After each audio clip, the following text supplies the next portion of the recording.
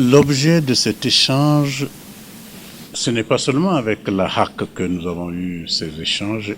Les échanges ont commencé avec l'Assemblée nationale, avec la Cour suprême, et aujourd'hui avec la Cour suprême, la Cour constitutionnelle, maintenant avec la HAC. Nous sommes en transition et nous voulons que ce soit la dernière transition. Nous voulons la mener avec succès. Mais ce n'est pas l'organe qui peut faire réaliser cet objectif.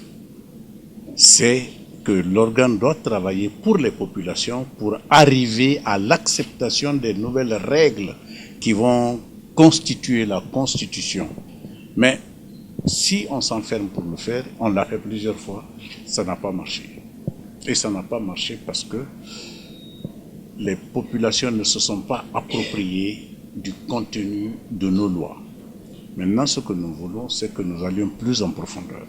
Mais il y a eu des expériences ailleurs, par exemple au Bénin, que nous avons connues et desquelles nous avons voulu nous inspirer pour traduire dans des formules législatives des aspirations, des opinions, des rêves de nos populations.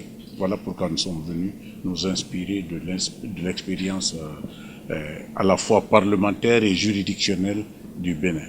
Le contenu est varié dans la mesure où nous sommes allés au-delà des attributions et des compétences de la HAC pour aller dans des domaines tantôt juridiques, tantôt sociologiques, tantôt historiques, pour expliquer et comprendre le mécanisme par lequel le Bénin est arrivé à une phrase que j'ai bien aimée, de savoir qu'il faut tout faire pour ne pas qu'il y ait un obstacle insolvable.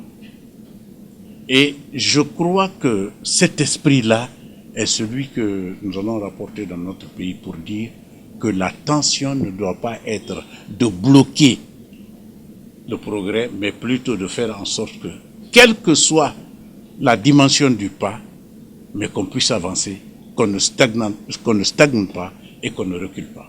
Nous partons de Cotonou avec la chaleur fraternelle africaine de l'accueil que nous avons reçu et surtout de la disponibilité avec laquelle nous avons été écoutés, parce que vous savez, dans l'échange, dans le partage, le plus difficile n'est pas de parler, le plus difficile c'est d'écouter et d'être écouté.